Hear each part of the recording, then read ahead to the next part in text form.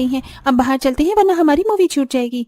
हाँ हाँ, माँ की यहाँ किसको पड़ी है, जाओ वरना तुम्हारी मूवी छूट जाएगी। पर मेरी बात भी कान खोलकर सुन ले, मैंने तेरी इतनी सारी बात मानी है तो बदले में एक बार तुझे भी मेरी माननी होगी, बाहर घूंघट में जाना। माँ तुम कौन से दशक में जी रही हो, तुम्हें पता नहीं है क्या कि मैं नहीं चाहता कि मेरी बीवी घूंघट करे। तुम जैसी हो वैसे ही चलो रूपल।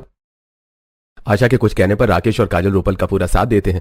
कुछ देर में वो तीनों घर से बाहर निकलते हैं, जहां बालकनी पर खड़ी होकर आकांक्षा पौधों को पानी दे रही होती है और उसकी नजर अपने पड़ोसन रूपल पर पड़ती है, जो अपने पति का हाथ पकड़कर मूवी देखने के लिए जा रही होती है। रूपल का कितना अच्छा है, उसने लव मैरिज करी है, उसके पति भी कितने सपोर्टिव है और सास भी कितनी अच्छी है। काश कि मैंने भी लव मैरिज की होती तो शायद मुझे भी मेरी पसंद के कपड़े पहनने दिए जाते। आकांक्षा पौधों को पानी देकर नीचे आ जाती है और उसकी सास अपनी बेटी को कपड़े के लिए सुना रही होती है। अरे ये कैसे कपड़े पहन लिए हैं तूने, लगता है हमारी पड़ोसन के बच्चों का असर पड़ रहा है तुम पर। तुम्हारे हाथ और बाजू तो दिख रहे हैं, इस जीन्स के ऊपर कुर्ती डालकर आओ जाओ। क्या मां तुम भी ना कितनी बुरी हो, अब कौन लड़की बहन जी बनकर रहती है। अच्छा, ढके हुए कपड़े पहने तो इंसान बहन जी बन जाता है। हमारे जमाने में हमने ऐसे कपड़े कभी देखे भी नहीं जैसे तुम पहनते हो, और मैं नहीं चाहती कि मेरे बच्चे मेरी पड़ोसन आशा के बच्चों की तरह हों। उसके बेटे ने तो लव मैरिज करी है, देख लेना जैसे उसके बेटी की चाल चलन है वो भी लव मैरिज ही करेगी, पर तुझे उसकी तरह बनने की जरूरत नहीं है।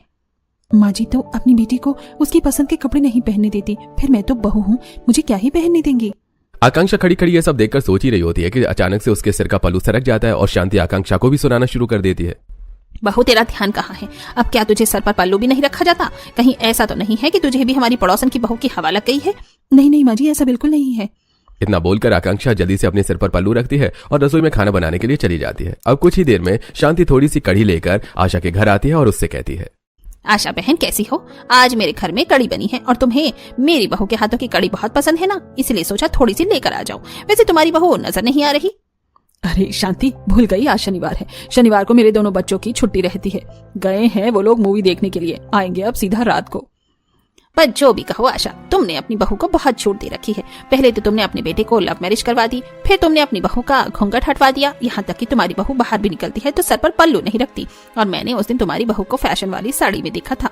तुम तो बहुत बदल गई हो, इतनी छूट देना सही नहीं, कहीं ऐसा ना हो कि तुम्हारी बहू के चलते तुम्हारी बेटी भी हाथ से निकल जाए। शांति, अब तुम्हें क्या ही बताऊं, मेरे तो समझो दोनों बच्चे हाथ से ही निकल चुके हैं। बेटे ने लव मैरिज कर ली, फिर अपनी बीवी का घूंघट हटवा दिया, बहू अपने हिसाब से साड़ी पहनने लगी है और अब तो वो सूट भी पहनने लगी है, और कुछ बोलो तो बीवी के लिए मुझसे लड़ने लगता है। एक नंबर का जोरू का गुलाम हो गया है मेरा बेटा। गलती कर दी मैंने अपने बेटे की लव मैरिज करवाकर। अरे बहन, लव मैरिज वाली बहू होती ही ऐसी हैं, काम की ना काज की, दुश्मन अनाज की। इसीलिए मैंने तो अपनी बेटी की अरेंज मैरिज करवाई है और बेटी की भी अरेंज ही करवाऊंगी, ताकि कोई मुझ पर उंगली ना उठा सके, जैसे आज तुम्हें बोलते हैं सब। कुछ देर शांति आशा से बात करके अपने घर चली जाती है और रात को आशा के बहू बेटे और बेटी घर आते हैं। आ गए तुम सब, पेट तो भरा होगा, माँ के बारे में तो सोचते ही नहीं हो। माँ तो नौकरानी है ना जो घर में करती रहे, बहू तुझे तो थोड़ी सी भी शर्म नहीं आती। तो इस घर की बहू है। शांति की बहू को देखो, बेचारी घर से बाहर भी नहीं निकलती, हर वक्त साड़ी और घूंघट में रहती है और घर के सारे काम भी करती है। पर तूने तो पता नहीं मेरे बेटे पे ऐसा कौन सा जादू किया है कि मैं कुछ तुझे बोलूं तो दर्द उसके सीने में उठता है। माँ जी, आप तो मेरी माँ जैसी हैं, आप मुझे एक क्या 100 बातें बोली, और हम सबको भी भूख लगी है। मैं जानती हूँ हमारे जाने के बाद आप ही ने सारा काम किया है, इसलिए आप आराम कीजिए, खाना मैं बना दूंगी। रहने दे बहू, मैं तेरे भरोसे थोड़ी ना बैठी रहूंगी, खाना मैंने बना दिया है, तू बस खाना निकाल दे। आशा के कहने पर रूपल सभी के लिए खाना परोसती है और धीरे धीरे आशा का गुस्सा ठंडा होने लगता है। इसी तरह कुछ दिन बीत जाते हैं। माँ जी, आपके जोड़ों में दर्द रहता है ना, कितनी बार बोला है आप ऊपर नीचे मत कीजिए, आप अपनी दवाई लेकर आराम कर लीजिए। मैं पहले ऊपर छत पर कपड़े डालकर आ जाऊं, फिर आपके पैर दबाती हूँ। पैर दबाना छोड़, थोड़ी तू तरीके के कपड़े पहनना सीख जाती। हर कोई मुझे यही बोलता है कि तेरी बहू को कपड़े पहनने की तमीज नहीं। माँ, जिसको जो बोलना है बोलने दो, मुझे तो अपनी भाभी के सारे कपड़े बहुत पसंद है। और एक बात हमेशा याद रखना, पड़ोसी आपकी सेवा करने नहीं आएंगे। काजल की बातें सुनकर चुपचाप आशा अपने कमरे में बैठ जाती है और रूपल गीले कपड़े लेकर छत पर जाती है और छत पर कपड़े डालते हुए उसकी नजर अपनी पड़ोसन आकांक्षा पर पड़ती है। अरे आकांक्षा, तुम तो बड़े दिनों बाद नजर आई, सब ठीक तो है? हाँ, सब कुछ बहुत अच्छा है। वैसे बहुत जल्द दिवाली आ रही है, तुम तो बहुत अच्छे कपड़े पहनती हो, तुमने सोचा है इस बार तुम क्या लेने वाली हो? हाँ, दिवाली के लिए तो मैंने बहुत कुछ सोचा है, बस ड्रेस समझ नहीं आ रही। वैसे मैंने कुछ ड्रेस की कलेक्शन रखी है, मैं तुम्हें किसी दिन दिखाऊंगी। मैं तो कहती हूँ ये हम दोनों की ससुराल में पहली दिवाली है, तो क्यों ना कुछ नया ट्राई करें।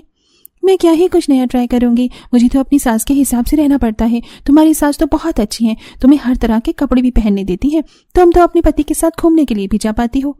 आकांक्षा, सभी की सास अच्छी होती है, तुम्हारी सास भी अच्छी है, बस तुम्हें उन्हें सही रास्ते पर लाना होगा। मेरी सास ऐसे ही थोड़ी ना मानी है।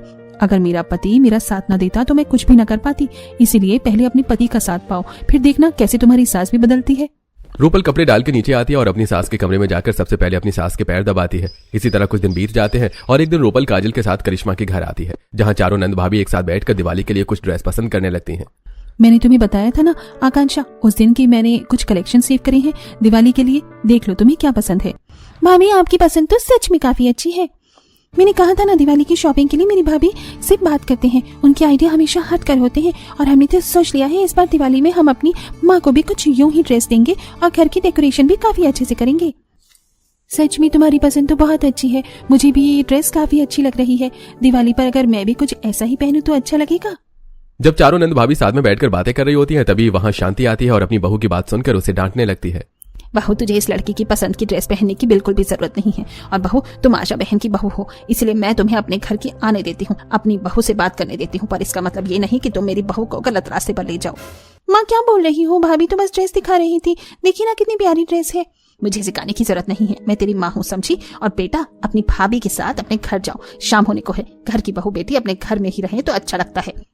शांति की बातें सुनकर काजल और रूपल मुंह बनाकर अपने घर जाते हैं, जहां आकांक्षा काजल से कहती है, शांति आंटी कितना अजीब है ना। इसी तरह कुछ दिन बीत जाते हैं और कुछ पड़ोसियों के घर में साफ सफाई का काम शुरू होने लगता है। ऐसे ही एक दिन आशा शांति अपनी कुछ पड़ोसियों के साथ बाहर खड़ी होकर बातें कर रही होती है। शांति बहन, तुम तो बड़ी खुश नजर आती हो। बहू को तो तुमने बिल्कुल सीधा कर रखा है, पर देख लो बहू को इतना भी इशारों पर नचाना सही नहीं है। तुम कहना क्या चाहती हो कि मैं अपनी बहू पर जुल्म कर रही हूँ? मैं नहीं चाहती कि मेरी बहू आशा बहन की बहू की तरह हो, समझी?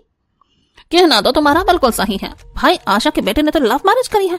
अब जिसकी लव मैरिज वाली बहू होती है वो कहाँ हमारे संस्कार और रीति रिवाज को पूरा करती है, वो तो अपने फैशन में डूबी रहती है, जैसे आशा बहन की बहू है। देख लेना, बुढ़ापे में तुम्हारी बहुत बुरी गत होगी, क्योंकि तुम्हारी बहू मुझे नहीं लगता कि तुम्हारी कभी सेवा कर पाएगी।